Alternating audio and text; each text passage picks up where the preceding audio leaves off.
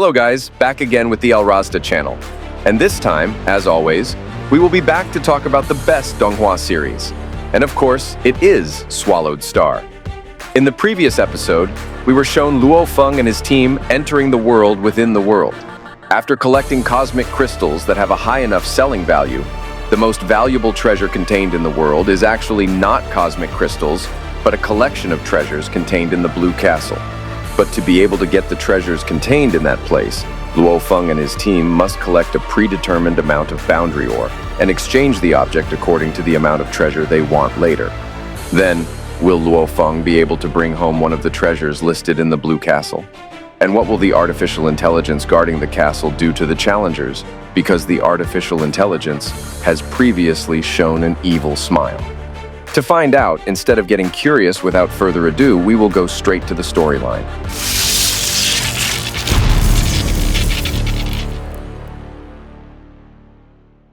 The members of all the major organizations that entered the world within the world had now made their movements. The days had passed quite peacefully, and now all the members were still focusing on searching for boundary ore in order to get the treasures that each of the organizations wanted. Until finally, on the fourth day, located in the Blue Castle, Lord Wu, the artificial intelligence that had been guarding the castle for the past few days, sleeping continuously, finally started to make a move. The giant artificial intelligence made several clones of himself, and the clones would be sent to the challenger's place to take a look at the current situation. Lord Wu was sure that today would be the day when the challengers started killing each other in order to seize the boundary ore. He started by looking at the situation at the Imperial Martial Arts Organization, and sure enough, there was Guishi, who had just slaughtered several members of the Northern Dragon City organization, who were separated from his group. After the massacre, Guishi also looted a total of 3 million boundary ores belonging to the opponent, all of which were stored in the storage ring of a member of the Northern Dragon City. Meanwhile, the Empire's own main force had now successfully occupied the mining area. They began to dig and dredge all the ore around the area.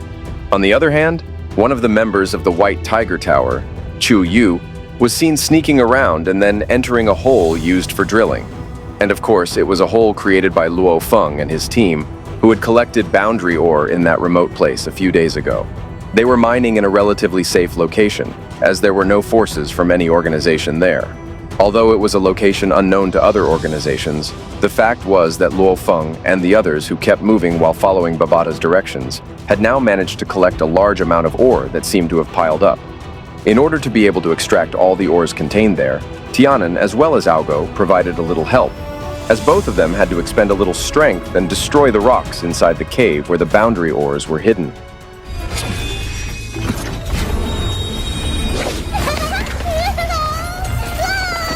Not to be outdone by Hong and the Thunder God, these two people did not even hesitate to use their domain power to retrieve the ore.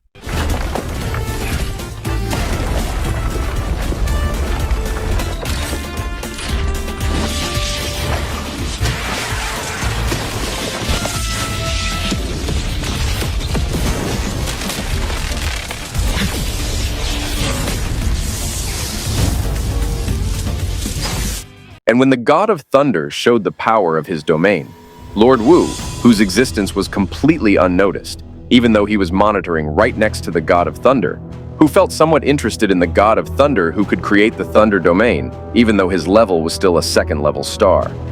In a split second, Babata felt the presence of a person who had domain power, which of course was Lord Wu, but the same was true of the others who could not realize it. Babata here thought that maybe it was just her hallucination. After collecting all the ores contained in the cave, the next goal for them was to go to the mountainous area. To be able to reach the next location, it would take 38 hours of flight time. Hence, without wasting any time, Luo Feng and his team immediately moved on. A few days later, after Luo Feng moved the mining location, it was seen not far from there that Chiu Yu also appeared, who was looking for traces of Luo Feng, whom he made a target for revenge. Accompanied by advanced tracking drones here, Chiu Yu managed to find traces of the former attack around the rock wall area, and the traces were confirmed to have originated from a kind of rubbed cloud rattan plant. In the universe itself, the rubbed cloud rattan is a fairly rare creature, and from this discovery, Chiu Yu was even more convinced that Luo Feng had stopped by the cave some time ago because he knew that Luo Feng was a warrior who owned the rubbed cloud rattan plant. When looking at the territory division map, it was clear that the major places that produced boundary ore had now been placed by large organizations, and Luo Feng would not be able to go to those areas.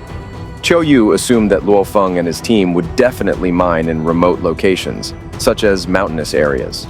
Since White Tiger Tower's main force wasn't in the mountainous area, it meant that Qiu Yu could only use his own team to carry out the action. As if getting a hint from Lord Wu, who was next to him, Qiu Yu suddenly remembered that in the mountain area itself there was a group of warriors from the Nolan family. He also remembered that Nolan Shan still had a conflict with Luo Feng. And after getting this, Qiu Yu immediately made a direct call to the patriarch Nolan, who was now outside the planet Changlan.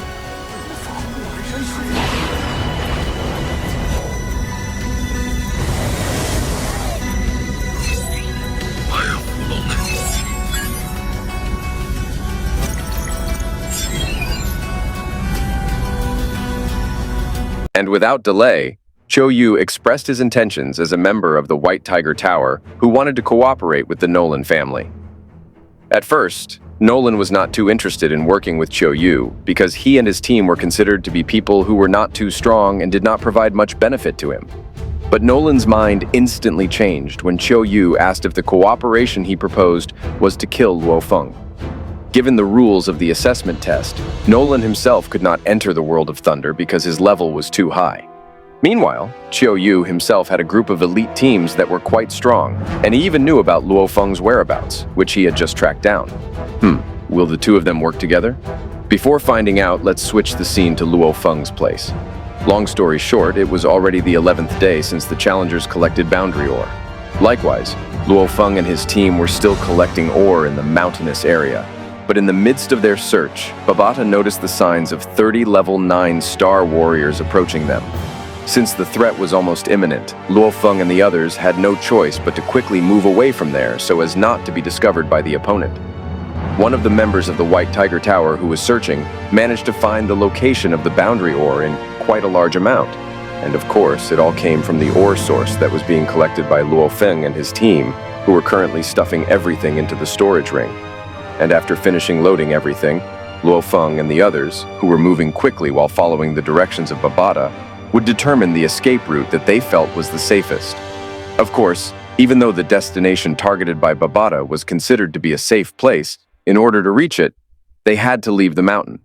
And in the end, Luo Feng was reunited with Qiu Yu, who had been searching for Luo Feng for the past few days. An unfavorable battle would certainly be received by Luo Feng's side if that happened. Having no other choice, Luo Feng and the team immediately left the location. Not letting the target go unnoticed, Qiu Yu and his members immediately began the chase. During the escape, Babata, who acted as a road guide, provided a predetermined safe route, where the route he chose had no enemies in front of them. And of course, during the chase, Qiu Yu had to lose Luo Feng's whereabouts. However, to add to the chaos of the ongoing situation, Lord Wu secretly showed Luo Feng's coordinates to Qiu Yu, so Luo Feng's position was again tracked. On the other hand, Luo Feng, who was following Babata's directions, and his team would then enter a small gap flanked by 2 mountain ranges. And after entering it, they were required to close the passage by destroying the passage and getting rid of it. By doing so, Babata was confident that Luo Feng's position would no longer be pursued by his opponent. When their position was now between the mountain crevices, Luo Feng used the rubbed cloud rattan, sticking it around the mountain wall area, and then destroying it to cover the escape route. The method was somewhat successful because, after the path was covered, Luo Feng was finally able to distance himself from Qiu Yu's group.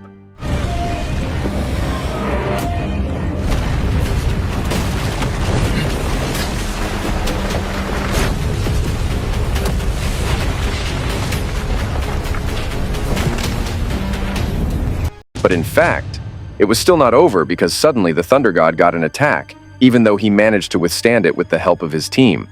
And it turned out that the impromptu attack that appeared came from the entire group of Nolan family warriors who had been waiting for these ambush moments. Babata, who played the role of a guide, was very annoyed because the opponent used a signal shield so that the positions of all of them could not be tracked by him, and instead led Luo Feng and the team into a trap prepared by the opponent. Not long after, Qiu Yu caught up, making Luo Feng feel certain that the ambush had been designed by Qiu Yu, who had cooperated with the Nolan family. Luo Feng now really had nowhere to escape to, as the ambushes coming at him were coming from various directions. In the previous cooperation between Nolan and Qiu Yu, since Nolan had benefited from Qiu Yu knowing Luo Feng's position, as a win-win solution, Qiu Yu requested that Nolan hand over the command of Nolan's army troops to him. And this time, with Qiu Yu's absolute command, he ordered Nolan's soldiers and his own members to kill Luo Feng and his team. In groups, the opponents began to move towards Luo Feng's team with the intention of slaughtering. But before the attack landed on Luo Feng, from another direction unexpectedly began to appear bluish laser shots that could easily crush the bodies of the 9th level star warriors to dust. Luo Feng's reinforcements came at just the right moment. It didn't take long for the series of blue laser attacks to destroy the enemy members, as well as the fleet they were carrying. From here on, the situation would completely turn around.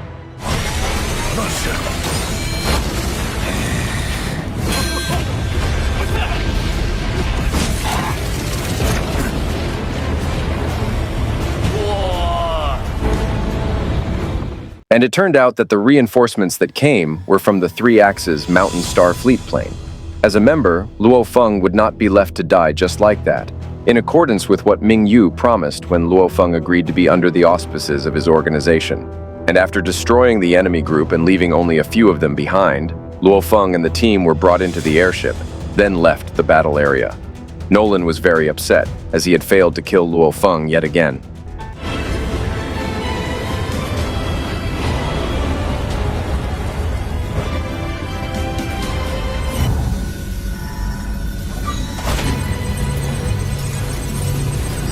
After escaping the dangerous moment, Luo Feng and the others bowed their heads and thanked Ming Yu through a virtual contact call.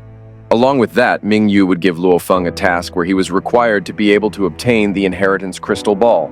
It was the most precious treasure on the Blue Castle's treasure list. This crystal ball itself was actually stored inside the first bank of the universe, and it could be obtained by using a password known only to Lord Wu. Sometime later, located around the Blue Castle area, there appeared to be a large number of members of the Empire gathered, as the 9th princess was about to conduct a treasure exchange using boundary ore. In order to proceed with the exchange session, Lord Wu would immediately open the castle gates and ask the representatives to enter. 10,400,000 boundary ores. That was the amount that 9th princess had collected. It was more than enough for her to be able to obtain the inherited crystal ball that Hargrave wanted so badly. Not far away were also Luo Feng, Hong, and the Thunder God.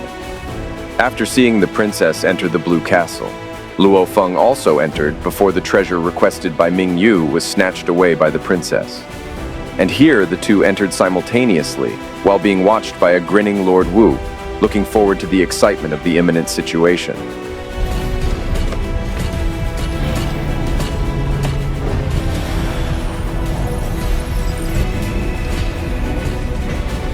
Upon entering the control room, the 9th princess arrogantly said that she wanted to exchange treasures with Lord Wu.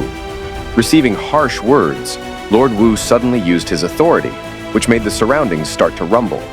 Along with that, he also said that the system was under maintenance, so the princess should wait for the system to recover for a while. On the other hand, Luo Feng, who had now also entered the control room, greeted Lord Wu with respect by bowing his head. And because Luo Feng was so polite, Lord Wu immediately asked what treasure Luo Feng wanted, and of course it was the inheritance crystal ball. Back to the princess. After a while of waiting for maintenance, it was finally completed. And without lingering, the princess said that she wanted to exchange the ore for the first treasure password, the inheritance crystal ball. But unfortunately, it is not possible, replied Lord Wu, who said that the first treasure on the list had just been exchanged by someone a few seconds ago. The princess, who felt very upset, pointed her gun at Lord Wu because she felt she had just been played. But Lord Wu laughed and asked the princess not to get angry first. And before the princess got angry, this episode had to end. Okay, before ending this episode, we will have a little brief spieler next episode, guys. Obviously, because Luo Feng is now the one who knows the password to the inheritance crystal ball, he will become the target of all the warriors of the Empire. Whereas before, the princess was not too focused on Luo Feng, and Luo Feng would become the main target of the Empire. and he would again be ambushed by the Empire's main force in the world within the world. He again met with Guy Shi, who held a destructive laser weapon that was said to be able to destroy the warrior-level universe. The people from Three Axes Mountain also seemed unable to help Luo Feng anymore. There was also a scene where Luo Feng was angry while holding the Tianan sword, and there was a splash of his blood on the sword. What exactly happened? To find out, please tune in next week. Bye.